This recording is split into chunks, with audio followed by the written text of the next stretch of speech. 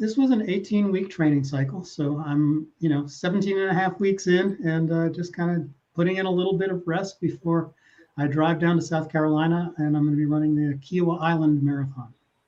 It's funny. I talked to two other people today that are doing that. Oh, Uh, wow. my client's son, and then a friend of mine. And she's like, I'm heading to Charleston. And I'm like, wait a minute, are you doing the marathon? She's like, yes. I'm like, tune in tonight. You have to meet Oh, Paul. wow. That's so great. Yeah, you got to put us all in touch with each other. I'd love to meet them. Well, we're in the same state. So that was something that was kind of like an oh wow moment for us was that, oh gosh, we're both from North Carolina. Exactly. Exactly. Yeah. And it's funny. So that We're was cool. probably, Hey, Misty's here. hey, Misty, how's it going? Misty, good evening. How are you, honey? Good to see It's you. great to see you again.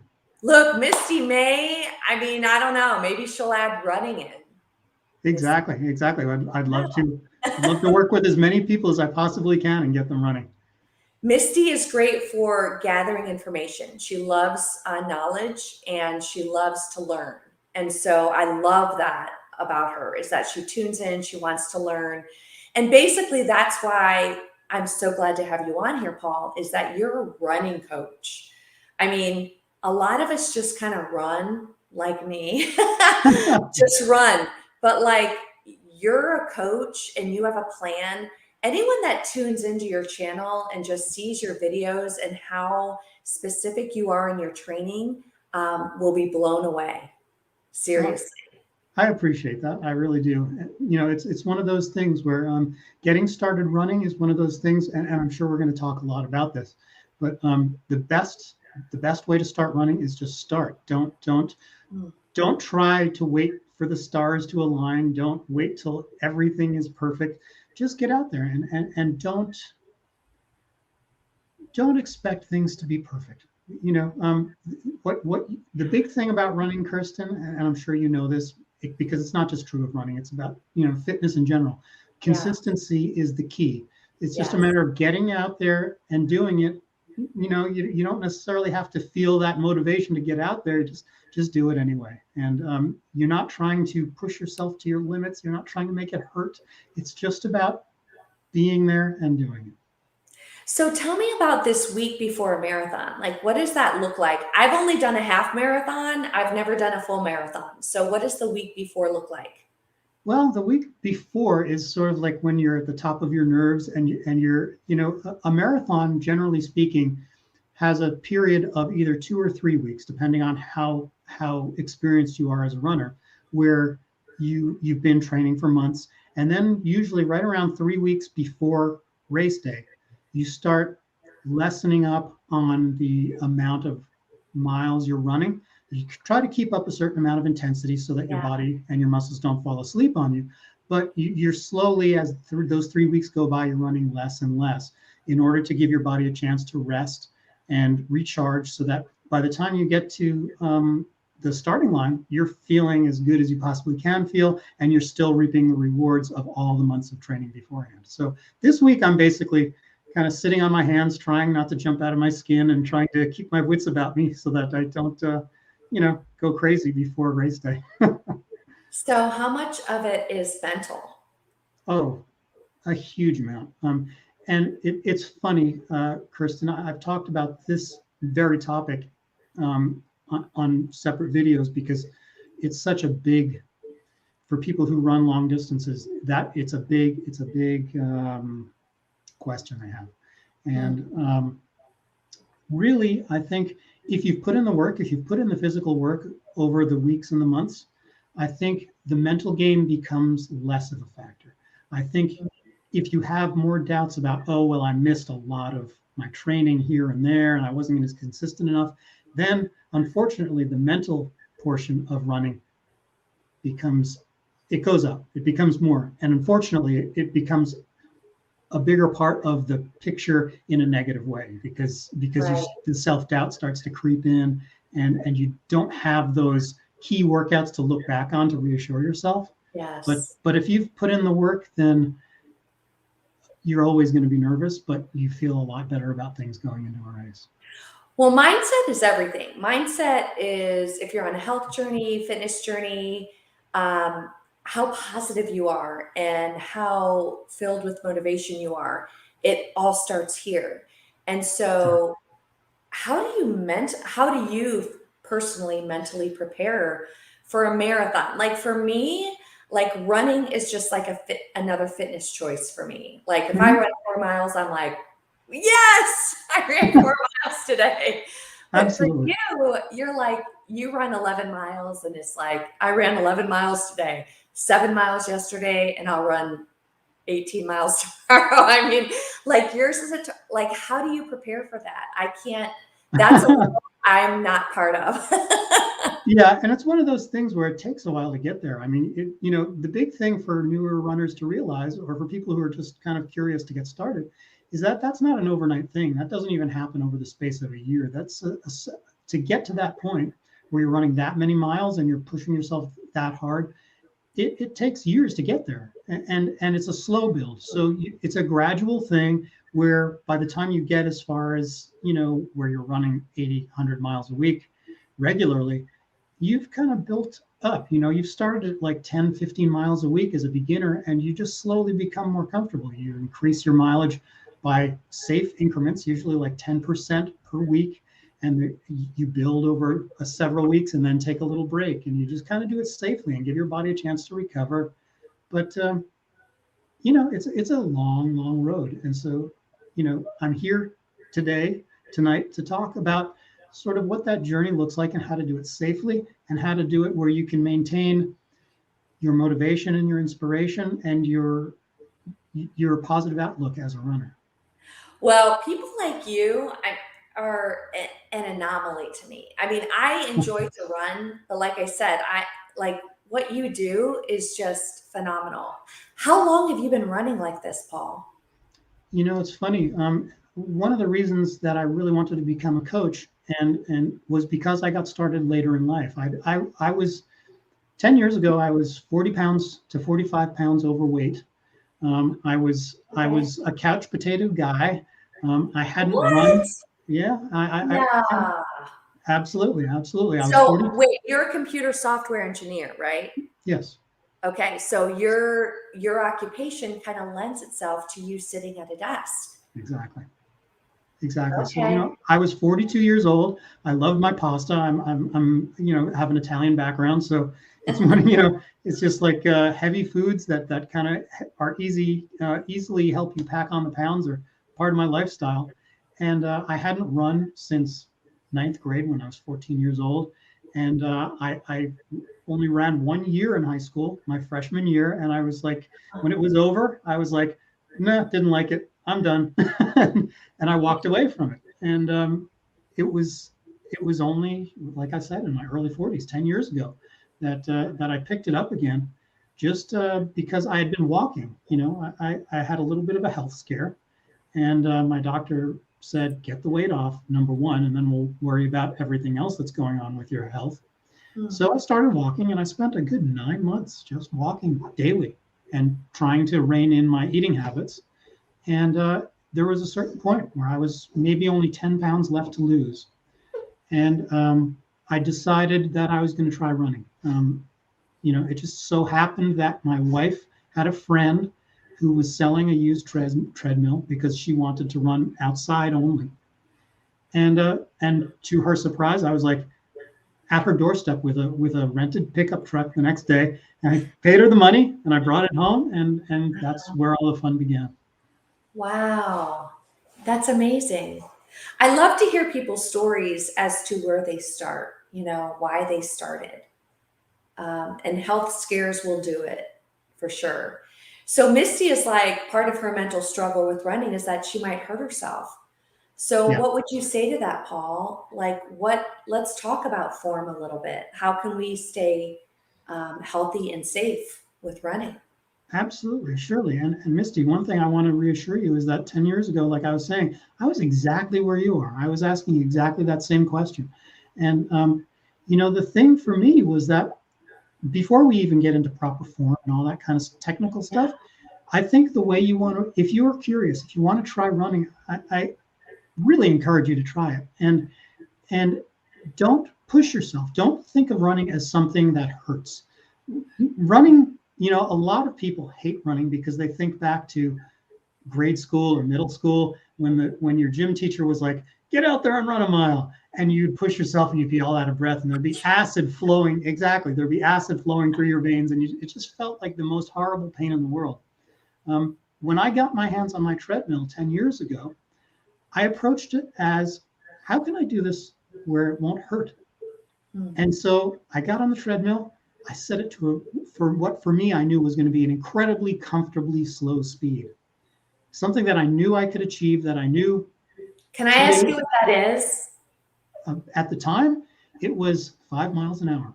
Okay, that's decent. I mean, that's not that slow. There was nothing spectacular about it at all. And it was one of those things where I knew I had to do it 3 times a week. And I knew you were supposed to exercise a minimum of 20 minutes a day. So that's what I did. I went out there or I should say I went out there. I jumped on the treadmill 3 times a week with a day of rest in between each of them. Hey, Shelley. and I kept that speed down. I was not trying to torture myself. I wasn't trying to challenge myself where I was ever going to get out of breath, where I was ever going to feel that feeling that I remembered from high school, where it just hurt, really, really hurt. I didn't want that. I just wanted to get the weight down and see what I was capable of. And over the space of 2 or 3 months, I would notch up the speed on the treadmill by 0.1%. I'm sorry, I'm getting this wrong. By 1% of a mile per hour per week. So I spent a full week at 5 miles per hour flat. When I knew I was comfortable with that for a full 20 minutes per session, I went back the next week and I ran at 5.1 miles per hour. Wow. And Kirsten, there's something about this brain where I can obsess over things like you were saying earlier. I'm like a developer. I'm a software developer, so yes. I'm a very left brain kind of person. Yes. So I kept that up, and I kept going, just notching up the speed slowly, so that as my cardiovascular system got healthier, and as the bones and the tendons and the muscles got healthier to handle the load, I was slowly building my abilities. And I never, ever once ran at a level where I was maxing myself out and making myself hate running. So how long did that take you? To reach where? To get where? To reach where you're like, okay, I'm going to do races. Like, I'm good. I'm a runner now. Wow, you're gonna love this answer. I was so scared to be seen by my neighbors, by anybody, for anybody to know that I was attempting to call myself a runner, that I ran exclusively indoors on my treadmill for 1.5 years before I ever even set foot out the door to run up and down my block. That's how scared I was of being mocked, etc., etc., etc. Oh, Paul. It was. But the thing is, listen, we all have certain things, right? Yeah. I mean, I know there are other people out there who may feel the same way, and that's a big part of running. For new runners, one of the things that holds people back is the fact that, what are my neighbors going to think? Oh boy, I'm just making myself a target for ridicule. The first thing I want to do, Kirsten, is dispel that. If you're out there running, anybody who is got a healthy attitude towards life, your neighbors who are looking out the window, pull the shade aside and they see you go by.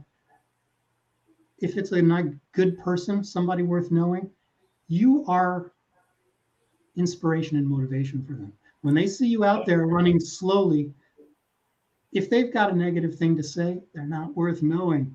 Amen, Paul. If there's somebody who sees you and goes, look at Paul, look at Misty, look at Shelley, look at Kirsten, look what they're doing. They're better today than they were yesterday. Yes. And I think that's the best way to see any form of physical activity. When you challenge yourself physically, you're not competing with me. You're not competing with Kirsten. You're not competing with Eliud Kipchoge, who is the world's fastest man. You're competing with what you did yesterday.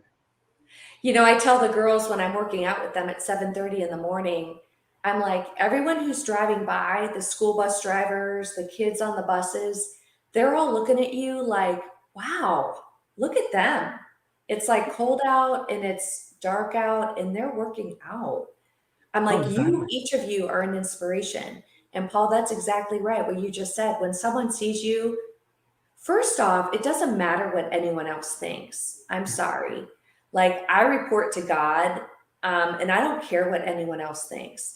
And when you go through certain things in your life, that becomes more apparent is that you will never make everyone happy. And like for me, like my main thing is I make God happy and I have certain values in my life. But if someone thinks poorly of me, okay, they can think poorly of me. But honestly, like you running down the street or us working out, that's all positive. And if someone has something negative to say, I feel sorry for them, Hmm. you know? But I know, Exactly. Paul, I Exactly. mean, we all deal with that stuff. I'm going to catch up with some. Yeah, I see a great question from Okay, here's Misty, the but I'll first. wait till we get there.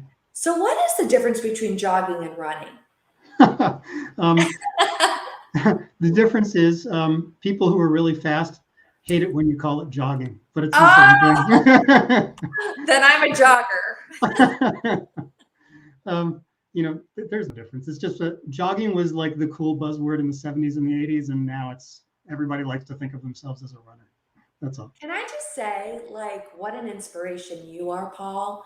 Because you go from the starting point of a health scare to a running coach doing marathons. I mean, wow, Well, I that's appreciate quite the that. story. Yeah, Honestly, I that's appreciate that. But great job.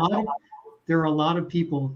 I bet there are people who are watching this or will watch this upon replay, who, if they get it together and they decide that they're going to try running, I guarantee there's one in that crowd that 5 years from now they'll become a running coach in their own right. Because trust me, everybody starts running because they want to get healthy, but there are so many other benefits: um, mental, spiritual, etc., that you don't realize until you start.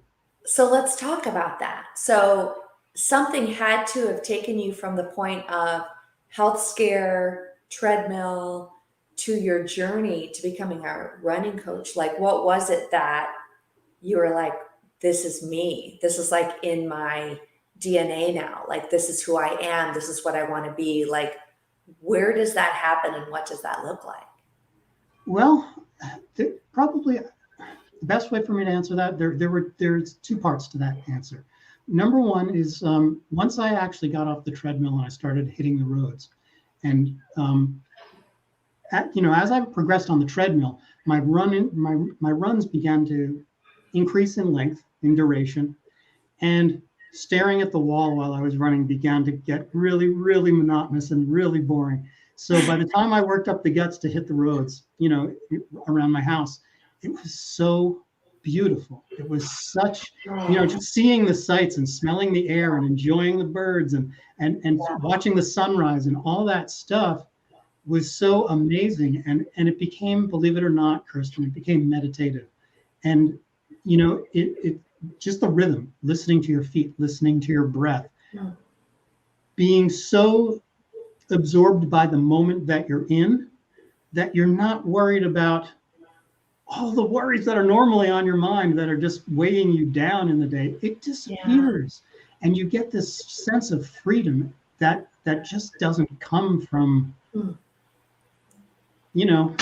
life. Get it. It's like invigorating, right? And part of that's probably like your endorphins, like you're like, Exactly, I'm exactly, going, exactly. like it is like your endorphins are like a natural high, right? Exactly, and there's this sense. I've expressed this to other runners that I've kind of helped along to get started. There's something about the idea that your body, this thing that we walk around in and take for granted so much of the time, the fact that your own body can become your vehicle, that you're not getting on a bike, that you're not getting in a car, or motorcycle, what have you, but you can depend on just your 2 feet and your body to go somewhere, is just a very freeing experience. That is cool. So let's look at this. So Misty is like, do you suggest starting on a treadmill so you can track your pace? Well, That's a good Misty, question. that's a great question. And I don't want to say that a treadmill is better. Treadmills have their positives because obviously, no matter the weather, if it's snowing outside, you can still run. You don't have to like mess around with your schedule just because the weather is too hot or too cold, etc. Right. But that there's a big investment in a treadmill, and so I don't like the idea of depending on treadmill. Plus, the treadmill a lot of people call it the dreadmill because it's yeah, exactly. So it's one of those things where after a while, once you've been running outside, the treadmill kind of becomes a necessary evil. It's good for a lot of things. Like when you get further down the line and you're a more accomplished runner, and you're actually starting to structure workouts. A treadmill is great in those situations because even if it's 90 degrees outside, if you've got a treadmill, you can say to yourself, well, I'm supposed to run 4 miles at a very high pace. There's no way you could do that in the heat, so you could come inside and do it on the treadmill. So if you can afford it and you're kind of in that situation I was in where you're kind of scared to be seen by your neighbors, you could go treadmill first. I would recommend just biting the bullet and go outside, and learn to do it. And don't worry about your pace, especially in the beginning. If you haven't been active for a long time, your first few runs should just be all about discovering what your body is capable of. Can you run for 2 full minutes slowly without having to take a walk break? Do you need to walk more than you run? And that's perfectly acceptable. You're still a runner, and Good. it's one of those things. The only thing I do say, Misty, that's more important than making that treadmill or running outside decision is I really want to stress the importance of going to a dedicated running store and getting properly fitted for a good pair of running shoes. Because if you go out in your old tennis shoes that are worn down and don't have any spring left in them, you're going to hurt yourself a lot sooner than if you invest $100 now and get fitted. Because it's not just a matter of having a bouncy, nice, fancy looking pair of shoes.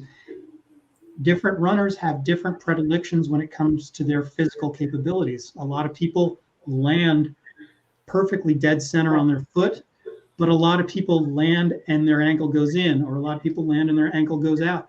And there are specially designed shoes to deal with that, to keep you healthy and to keep you injury free.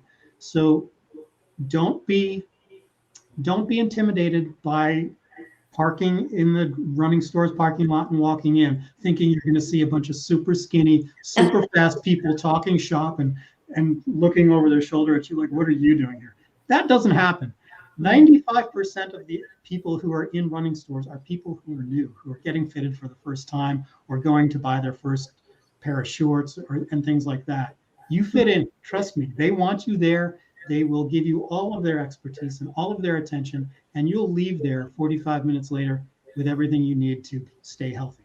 So that's funny that you say that, because I think everyone like walks into a running store or like a shoe store and they're like, okay, I know like I'm not supposed to be here, but can you help me anyway? Yeah. Now what you're going to do is you're going to walk in, you're going to see this gigantic wall of shoes, and you're going to go, what am I doing here? What shoes do you wear? I run so much, Kirsten, that every run has a different purpose in the week because I run 7 days a week. And so for my easy days, I have a particular pair of squishy shoes that give my legs a break. On my speed days, I have particular shoes that are good at that. When I go out for my super long 20+ mile runs, I've got shoes that are specialized for that. But when you start, you don't have to worry about all that. You're going to get one pair of daily trainers, and you're going to be good with those daily trainers for 6 months to a year. So it's well worth the investment for a good. I love that so much. That is so cool. I mean, what's scary is I wear shoes according to my outfits. Like I wear black with black. Trust me, I'm all about that. My wife is like, are you going for a run or is this a fashion show? It's like, well, fashion's important. Exactly. It really is. It makes you feel good about yourself and off you go. Well, Paul, how cool is that? I mean, you've got different shoes. So did you just learn that on your own, or did you, have someone help you with that at the running store going, Yeah. an easier day, you should do this. Well, like I said, when you first go to get in there, they're going to fit you for an all-purpose pair of shoes that are just going to keep you well protected and sort of protect you against your own body's weaknesses when you get started. But it's going to be, you're going to walk out of there with one pair of shoes that do that job very well. So you don't really have to worry about all that specialization when you get started. What will happen is if you keep up running, you will start to become obsessed with the sport. I promise.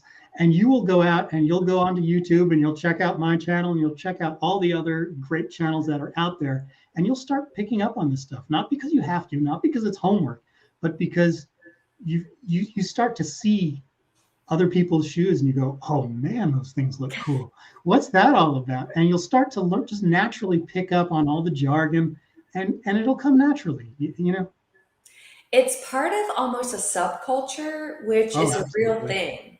It's Absolutely. like just like keto lifestyle or boot camps or working out, running, and you become part of a subculture. So it's like you want to keep up with, the fashions, the latest trends, what you're wearing, everything. Like that becomes kind of a thing, and that's been a proven thing that's really important. And it's fun because people like to belong. Oh, absolutely, yeah, and all the running shoe manufacturers and all the people who manufacture running clothes for people, they know people are like that, so they come out with all the super cool colors and all the and it's a whole lot of fun, But Kirsten, the only other thing I want to mention up front, besides the shoes, the only other thing that I really want to encourage people to do off the bat, if they think they want to try running, is, and this doesn't have to be like a huge investment. I would say the more you spend on your shoes, the happier you're going to be. That's one of those things where it's worth the money. It's worth the money. And you don't have to spend a ton, but like for a good pair of trainers that will get you through running for the first 6 months to a year of your life, you're probably looking at it anywhere between $90 to $125. But those shoes will last you and they'll keep you safe. The only other thing I think that every runner should have is probably 2 pairs of shorts, 2 pairs of running underwear, and 2 shirts. Because to go out there, you'll discover for yourself the first couple of times you go out there just to explore running. Yes. You'll probably go out there in a cotton t-shirt and some cotton shorts and some cotton underwear and some cotton socks. And you'll very, very quickly realize that cotton soaks up your sweat. It gets very heavy. It pulls down on you. And the worst of it is that it chafes under your arms and in your crotch. Oh, that's terrible. And my God, it hurts. It hurts so badly. People bleed. Oh, yeah, I've bled through my nipples many, many times.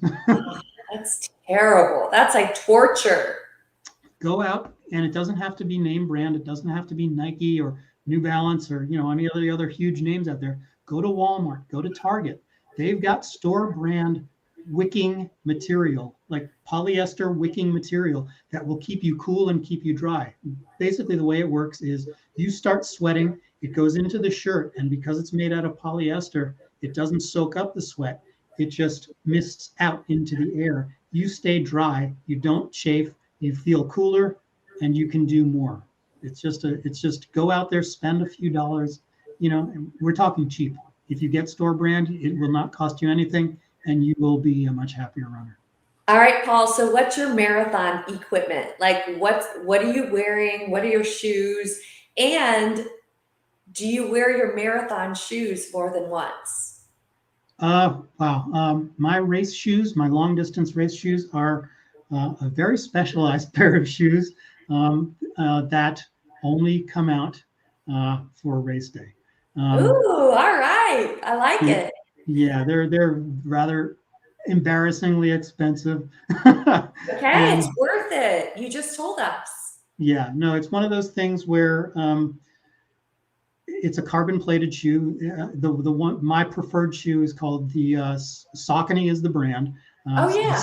The Saucony Endorphin Pro is my race shoe of choice. And starting maybe 3 years ago, Nike introduced a new technology that has taken the running world by storm. And that is basically their shoes where the midsole of the shoe actually has a carbon plate that runs inside of it. And carbon plating, as anybody may know, is super stiff. Like if you get like a carbon rod or anything in your hands, it doesn't move. It does not move. But when you put your weight down on it, it bends just enough so that when your foot comes down, it flexes and then it pops back. So you get free speed and a lot less fatigue out of wearing a carbon plated shoe. And over the distance like of a marathon, 26.2 miles, that adds up. They've proven this in testing these kind of shoes.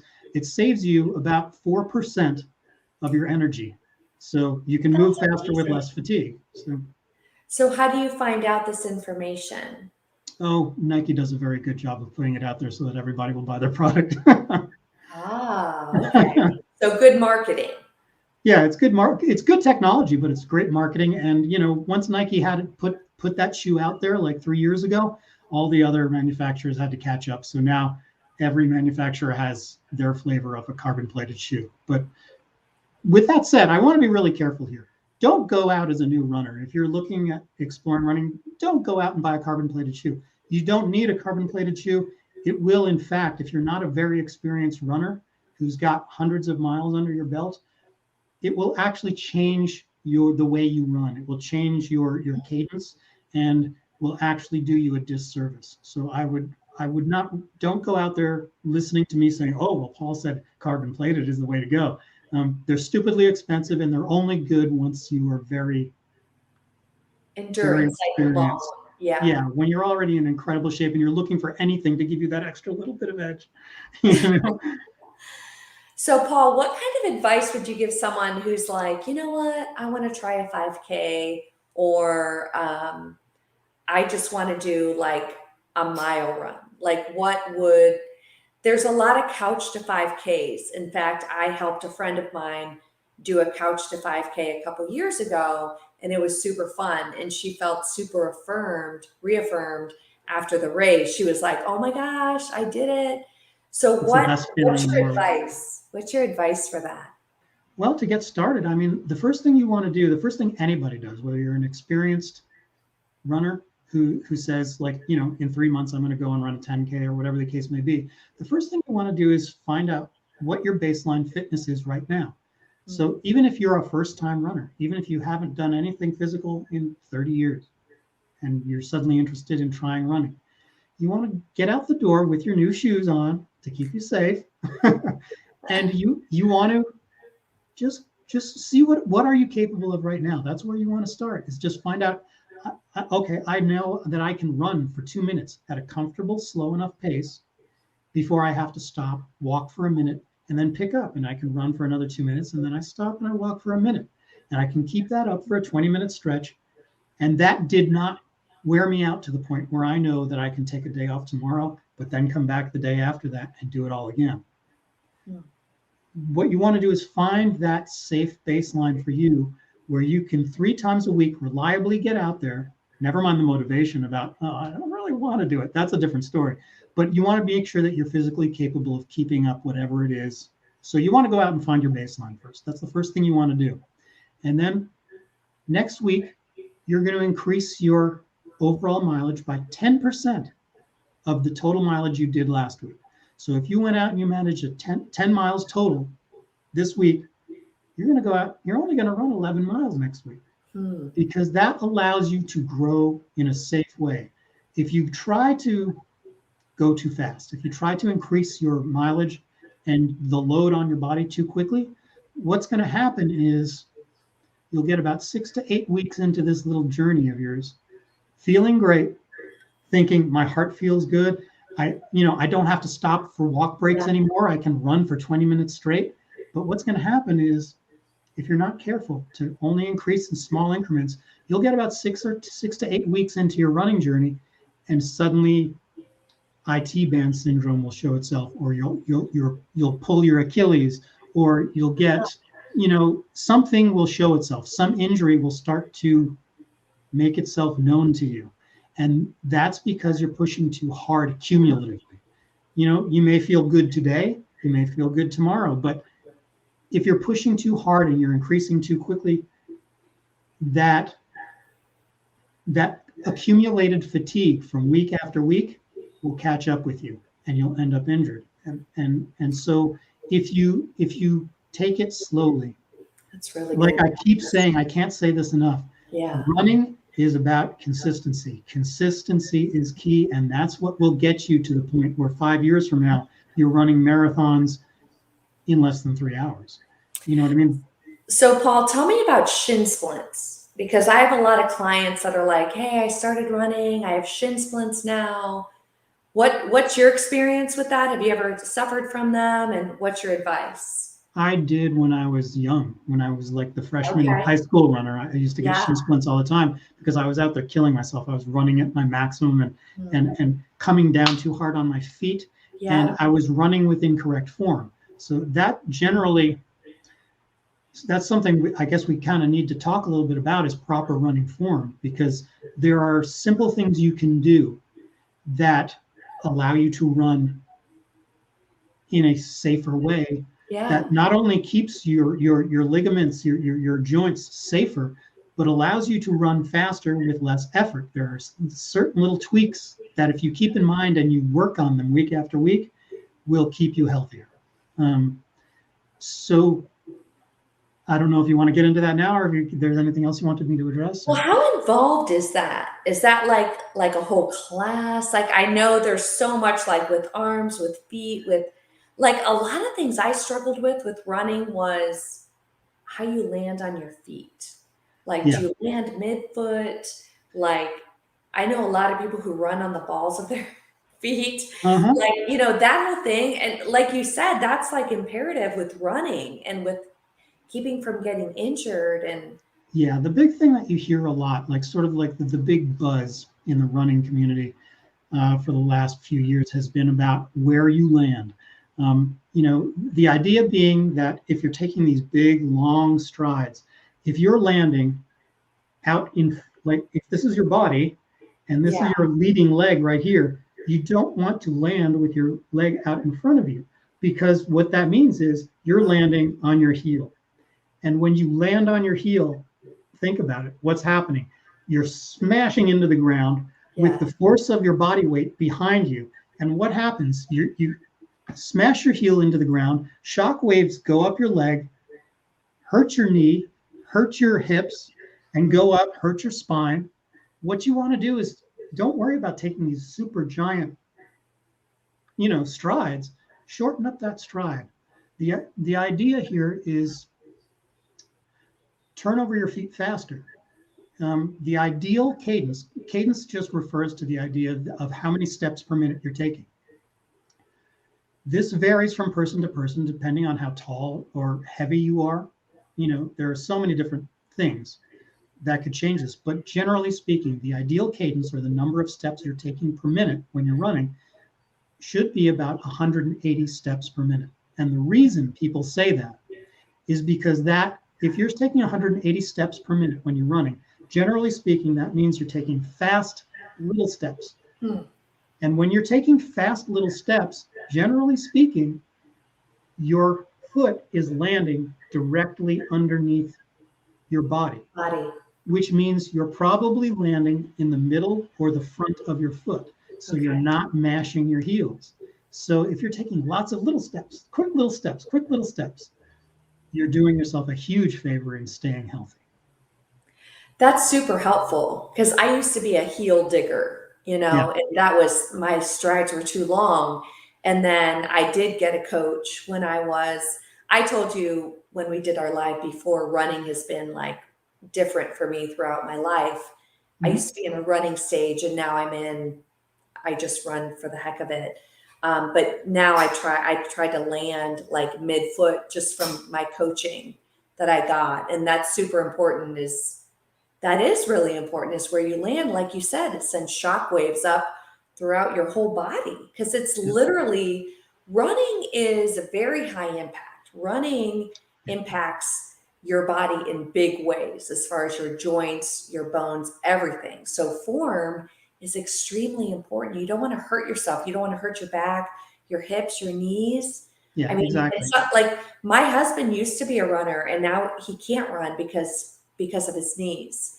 So he's Gotcha. become a cycler and he has to do other things because, it is a lot of impact. Yeah, exactly, exactly. And as you asked just a few minutes ago, Kristen, is there an entire class that you have to take about running form? No, not really. There's just a few things to keep in mind that will keep you safe, and you'll get better at it as you practice it more. But basically, the big thing to keep in mind is try to fast, quick feet, quick steps, land directly under your body. The only other things to keep in mind is your arms. You want to bend your arms at like a 90-degree angle at the elbow Hmm. and swing them directly forwards and back. It may feel a little bit unnatural at first, Yeah. but keep at it. It will literally only take you a couple of weeks until just going straight back and forth, swinging your arm like a pendulum straight back and forth. It will become natural. It will get to the point where you literally don't think about it, where you just do that.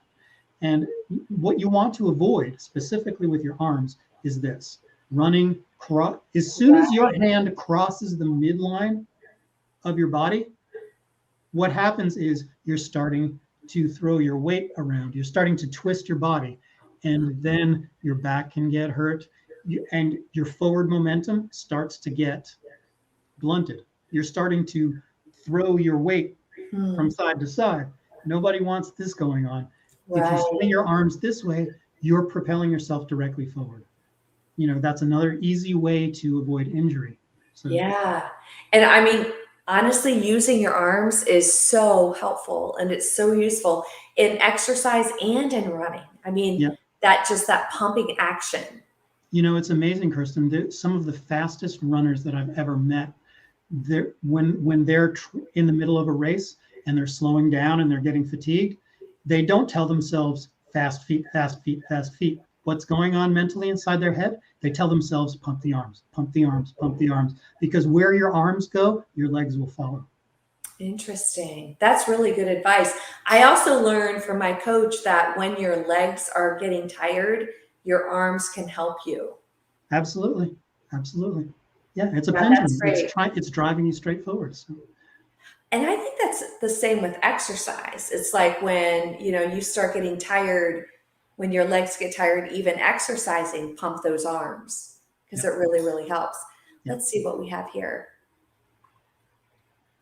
Would you recommend music set to a certain, BPM to help with that, or how do you track it? With Stride, Absolutely. that's a good question. Misty, you bring up a great point here, and I meant to make this point earlier, and I forgot.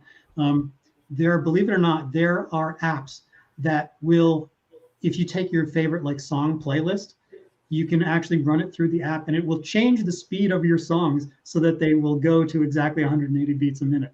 And in some cases, it will make your song sound like the Alvin and the Chipmunks just to try to get it up to that speed. But it will give you something to shoot for. So as you're listening to your music, all you're thinking about is get your foot on the ground every time the beat goes. The other great thing that you can do, Misty, so that you're not making running an expensive investment right off the bat, instead of getting one of these running watches, don't worry about a running watch. If you're still running, a year or two from now and you've found that you love it, then yeah, of course, go out, buy yourself a running watch. There's all kinds of advantages to having a running watch. But for free, what you can do when you go out for your runs, I would encourage you to download, like the one I'll go with is the Strava app. Strava is like an online community for people who bike and swim and run. But the great thing about the Strava app is it allows you, just using your phone, as long as you bring your phone along on your run with you, you can turn on Strava and it has a GPS connection. So it will track your runs, how far you're going, how fast you're going, and Hmm. it will even track the way your phone bounces with you as you run. It will figure out, it will take a very well educated guess as to what your cadence is like. Like it can tell by the way you're bouncing up and down with each step what your cadence is. So that's another great way to figure out what you're doing out there. Tracking and accountability. How big is that for you? Oh, huge. It's one of the main reasons I started a YouTube channel, because I wanted to start sharing what I was doing with anybody who was interested in listening to me.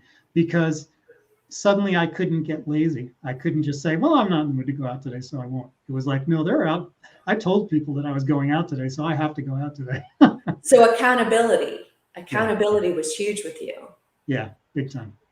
When did you start your channel? February of 2020, right? Literally a month before COVID. I think I started like in March or April of COVID. Yeah. Why did you start? Because is that when you were like thick in your running journey? Well, I was pretty deep in by then, because I was already like 8 years into my running. But it was one of those things where I just felt like I was driving my wife and everybody who knows me locally, like, here in real life, I was driving them crazy talking about running all the time. So I thought, I'm going to take this online and find other people who are like-minded, who love talking about this stuff all the time. So that was a big part of it. Well, you've done great on YouTube. Yeah, I'm getting there. I'm happy with where I am. I'm not trying to, I'm not trying to rule the world over here or anything. I'm happy with what I got, and I really enjoy the community. So that's the big thing for me. No, me too. I mean, no, Paul, I mean, gosh, oh my gosh, your journey is mind-blowing. It's amazing. Yeah, it's really great. And it's quite the inspiration. Well, I appreciate you saying so. Yeah, absolutely. So Misty is saying the one you mentioned was called Strava. Yes, correct. Yeah. Download that. You'll love it. You'll love it. Yeah, and I, I'm going to plug something here. Misty, go on there, set up your account, and join the Dev Runner Run Club. And there we go. Then every time you get out there, I will see your runs, and I'll be able to give you a thumbs up. I'll be able to give you comments so that I can encourage you and show you what you may want to do next. I'd love to get involved with your running. So yeah, you have a group on there? Yeah, it's called the Dev Runner Run Club. So it's a small little club that I just got started, and the more people in there, the better. Oh, I literally started it last week, so I think I've got like 15 people on there. So that's awesome, Paul. That's so cool. It's a whole lot of fun because when you join the club, it automatically puts your stats in a list with everybody else who's joined, so you can compare and contrast what you're doing with everybody else who's part of the club. Me competitively, I'm like, oh. Yeah. You could be like, I'm not living up to what I should be doing. I hope it never becomes that. I want it to be a place where people can just kind of have a friendly place to talk and know they're not being judged, and that where we encourage each other. I'm sure most people think that way. Yeah. That's sweet, Misty. Yes, for sure. That's what this is all about. Absolutely. Absolutely. I think the more people who are running, the more people who are being fit, that are following, Kirsten's lead, the better the world gets with every person who's trying to get in shape, Yeah, your lead, Paul. I mean, gosh, I'm so excited for you this weekend. I cannot wait. So what are you going to do to cover your marathon this weekend? Are you filming it or? Yeah, it's kind of tough because Kiowa Island is a private gated community who, allow all of us crazy runners to show up once a year and do this. Right. And they're very careful about not letting people film too much on the course and stuff. So I will be taking my GoPro with me and my phone, and I'll be getting sort of finish line and start line footage. And I'm going to document like my drive down to Charleston and my overnight stay in the hotel beforehand, so that sometime next week I'll be able to post the video and people can follow along with how everything went. So, are you staying in Charleston? Yeah. I'm not staying on the island itself. I'm staying in Charleston, and then I'm going to drive in the morning of for the race itself. How many marathons do you do a year? Oh, not including when COVID put everything, on the kibosh. I usually do about 2 a year. Wow. That's, especially at my age, that's about all my body can handle, because marathons hurt. I'm telling you, when I did my half, I hurt. I'm like, okay, I don't know if my body's made for this. Yeah, no, seriously, it's like it takes a toll. Oh yeah. It's funny because the finish line of a marathon looks like a war zone. People are just like limping and hobbling, and you wonder why people do it to themselves. But the unbelievable feeling of accomplishment when you cross that finish line just makes it all worth it. And so also, like, you probably can eat a feast afterwards. Oh yeah, trust me. Yeah, there's a period of about an hour afterwards where I feel like all I want to do is puke and heave, if I'm going to be Right. absolutely truthful. But once you kind of get rehydrated and all your balances and your electrolytes come back in balance again, then it's off to the races. I just eat like crazy. After my half, I couldn't eat for like a day. Yeah, Like, yeah, I that's just believe how, it. yeah, that's why I was like, I don't know if this is for me. Yeah, I've had a few races where it took me a good full day to kind of Really? get back to feeling decent. Yeah. Yeah. And it Wow. usually takes 2 or 3 days minimum for your legs to come back. But you're running, Paul, the way you run, I would imagine, like, what's your caloric intake? I mean, it's got to be with the amount that you run. Yeah, I mean, it gets when I'm peaking in my training, like before the taper begins, like we talked about before, that 3 weeks where you're kind of tapering off. Yeah. That's where you kind of have to start bringing your calories back down with it. Otherwise, you put weight on. But when I'm in peak training, I'm taking in like 4,000, 5,000 calories a day just to be able to keep up with what I'm burning. So, Wow. it takes a toll. But as long as you keep up with it, as long as you're very aware of what you need, then, you know, And how specific are you in your diet? Do you eat, like, are you a carb eater? Do you eat bread? Do you eat pasta? Like, what's that look like? runners in general, that's the first thing I kind of want to dispel. Just, I'm talking beyond just myself, to kind of bring the new runners into this.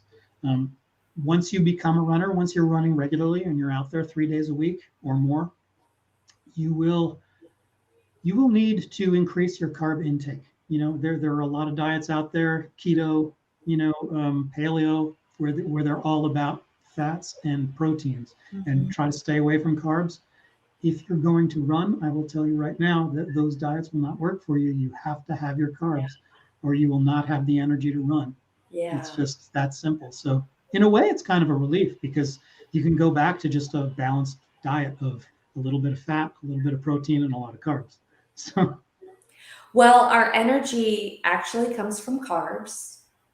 So, yeah. So that's one thing, is that if you're, especially endurance, right? yeah, and the big thing is for the newer runners again out there, when you first get started, I encourage you to run slowly. You're not going to gain anything except an injury if you go out there and try to run really fast all the time. That's not the way you become a great runner. The way you become a great runner is consistency over time, running slowly. And when you run slowly, you are basically, you're building endurance. Your heart is actually getting stronger. Your capillaries, the whole cardiovascular system is actually opening up, making itself more able to deliver oxygen from your lungs to the rest of your body because the demand is there, because you're putting your muscles through a lot. So when you're running slowly, the other great benefit of running for beginners is that you're running slowly enough that you are actually in the proper zone to burn fat. So if you're carrying around extra pounds, running slowly burns those calories, those fat calories, more efficiently than running quickly. Once you pick up your pace when you're running, you start to burn sugar that's stored in your liver and sugar that's stored in your muscles themselves, which comes from eating a lot of carbs. So when you're a new runner, the first year, run slow, take it easy, enjoy the process, and you will see that the fat is burning off of your body faster than if you're going out there trying to run a million miles an hour. That's interesting you say that, because how you burn your calories is huge. Like the zone that you're in, same with exercise. If you bring it up too high too fast, you're burning phosphates, whereas you want to burn fat, you want to burn those calories, and you want to stay lower. So people are like, oh, the harder I work, the better it is. Not necessarily. Let's stay in that aerobic zone. Exactly. Let's stay kind of low and let's just burn that the right way. Exactly. And what you're doing beyond all of those physiological changes that you're bringing about in your body from slow running, you're also slowly learning proper form because you're not, I rattled off a whole lot of stuff earlier about, swing your arms this way, do this with your feet, don't reach Yeah. out. There's a million things and it sounds like that's too much to remember. How am I supposed No, to? that was You're, good. no, but I guess the point that I'm trying to get across is just go out the door and enjoy it. Yeah. Pick one thing from that list that I gave you and try to spend a week just working on that one thing. Spend your first week just swing your arms straight back and forth. Don't worry about the rest of that stuff. Then come back the next week. Once it's kind of second nature for your arms to go straight back and forth, then worry about where your foot is landing in those quick little steps. And as 2 or 3 months go by, if you keep at it and you're always thinking about it when you're out there running, you'll notice, hey, I got this down. Don't bite off too much all at once. Take it easy, enjoy it. I like how you coach. It's like little steps, little things that leads to success. Exactly. And I love that. And you've been doing this for years, Paul. Oh yeah, and it never ends. I still, when I'm out there every single day, especially on the days where I'm tired and I just have to get the run done anyway, I'm out there going through that checklist. I'm thinking arms straight back and forth, head up, don't be staring down at the ground. I'm thinking kind of keep my back straight. I'm thinking all those things. And the same thing is going to be happening on Saturday when I'm out there at the race. You know what I mean? I'm going to be at mile 20 and I'm going to be hurting. And I'm going to be, the only thing that's going to be running through my head is stop, this hurts, stop now. And so in order to avoid that negative talk in my own head, I'm going to be running through checklists. I'm going to be telling myself, run with proper form. I'm going to be saying, make sure your breathing is on. Don't hold your breath. Don't tense up. Get those shoulders back down. All that stuff that keeps you distracted, that keeps you doing it in the healthiest possible way. Do you listen to music? I do on a lot of training runs. A lot of my longer runs, my slower, longer runs, I listen to music. But when I'm racing, generally speaking, I don't. Because do you want to hear the ambiance? Well, basically, in all truth, Kirsten, if I'm going to tell the truth, it's because I want to continue running through those checklists. I want to stay focused. I want to be thinking about the mile I'm in. I don't want to be thinking of, this is such a great song. Oh, wait a minute, I've slowed down too much because I was paying attention to the song. You know what I mean? Wow. That's good, Paul. I mean, that keeps you kind of like on track, right? Exactly. And I'm not, that is not to say that my way is the only way. I know plenty of people who listen to music when they race and they do just as well, if not way better than me. So. It's just interesting to learn what people do. And so what's your night before marathon? What does that look like? Worrying myself to death because I haven't slept enough. But generally speaking, that's a natural thing that happens to everybody the night before a race. So what I tell people is make sure you get plenty of rest the night before the race. Yes. And hydration. So you're probably hydrating now. I mean, you probably hydrate constantly.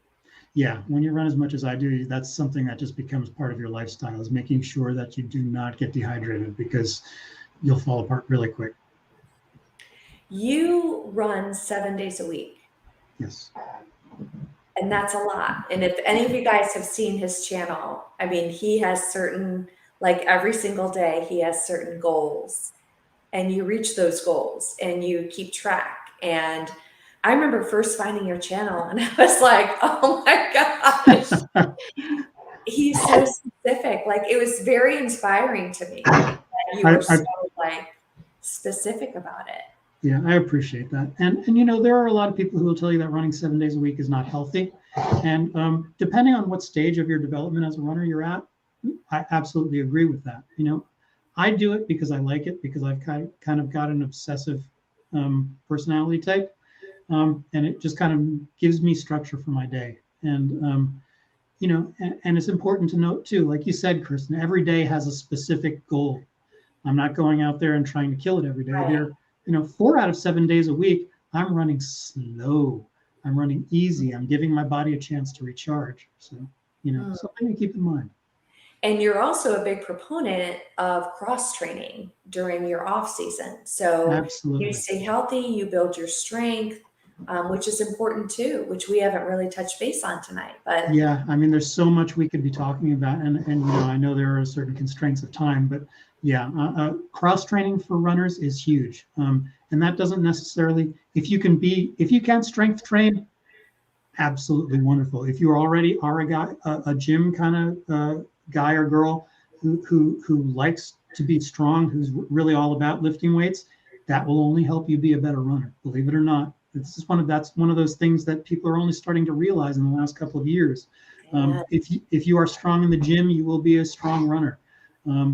If weights are not your thing, I would still encourage you to at least have a core strength routine as a runner, which basically means everything that supports your spine and everything that supports your hips. You want to be strong because not just because I'm not trying to give you extra work, but but what that does is it supports the most important structures that help you run.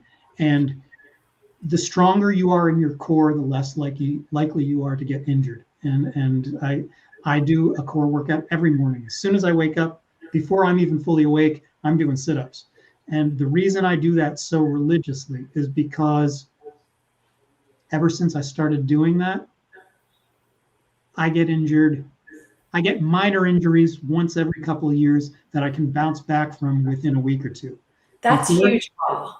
It's huge. Before that, I spent 5 years. The first 5 years I spent as a runner, I wasn't really doing much of anything else besides running. And I was like, you name the injury and I've had it, No, it's amazing. So you'll have to check out my upload tomorrow, which is actually core and ab work. But I agree with you wholeheartedly. I know when I run, which is doesn't even compare to yours, but my core is engaged like the whole time. Exactly. It's contracted. And again, that's a mindset to be able to breathe and work and still have your core contracted at the same time. It protects your spine. It protects your organs. It keeps everything in its proper alignment. It protects your hips. I mean, we're all connected. The body's connected. So it helps protect your knees, everything like that. Core is imperative. And it's so great that you are so disciplined and that you have such a good routine going to keep you able to achieve what you've been able to achieve. Like, that's huge. Yeah, and I appreciate you saying so, but I just want to reiterate because I don't want to come across as this kind of know-it-all guy who says do this, because I don't want to overwhelm people. Just start running, and everything else will come because you're seeing successes. You want small successes, and you want to celebrate those small successes. And for me, like I said, I spent the first 5 years of my running career here later in life getting injured all the time. And the thing that finally clicked it over for me, Kirsten, was the fact that I was coming back from my second iliotibial band injury, IT band injury on my left leg. And it presented itself right where the IT band attaches above your kneecap, on the outside of your kneecap. Yeah. And I was like, this is the second time this happened to me. I went to my PT and I was like, I don't understand it. Look at these muscles. They're strong. I run, all these miles. Why is this happening to me? Yeah. And he was like, that it has nothing to do with what's going on with your knees. That pain you're feeling in your knee is because you have weak hips. And I was like, what? He said, when you're running, you're dropping your hips when you get tired. And the angle that your hips are sitting at is stretching out that IT band and it's pulling on your knee. And that's why you're injured down there. Wow. So it's all connected, right? Our body is one big machine.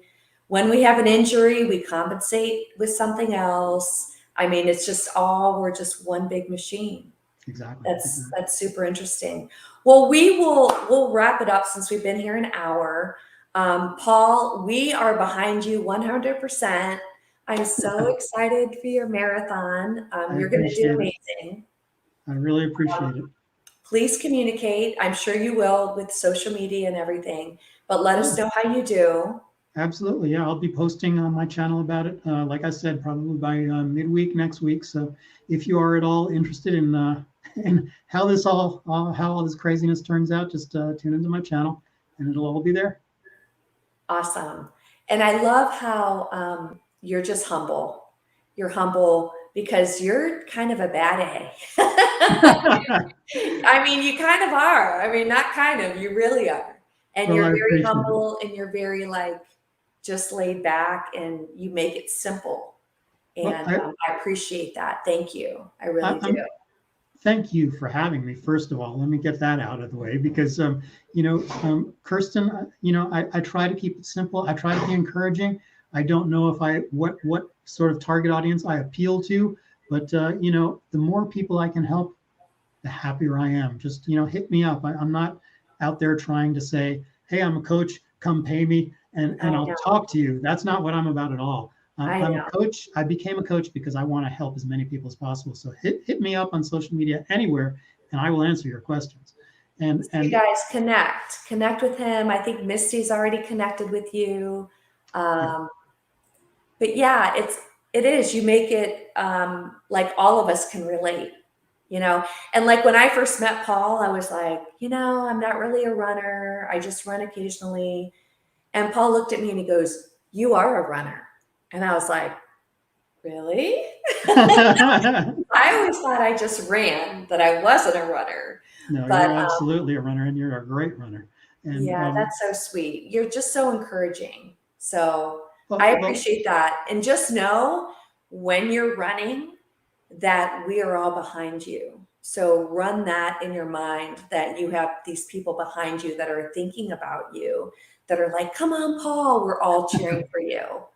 exactly. I appreciate that so much. And Kristen, I just want everybody who watches this to understand that I'm behind them, and just as you are. The running community, the fitness community in general, is so positive. I You know, know. and I just, the more people, the merrier.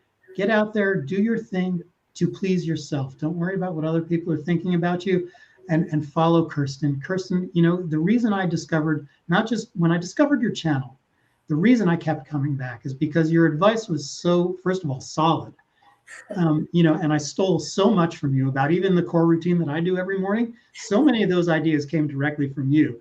And Oh, and the reason I keep coming back is because when I'm looking for other ways to cross train, you have such a varied discipline of the kind of things you present on your channel that it keeps it fresh for me. So when I'm looking for something, I sit there and I watch your workout and I'm like, ooh, I'm taking that idea, I'm taking that idea, and it's you're just so so great.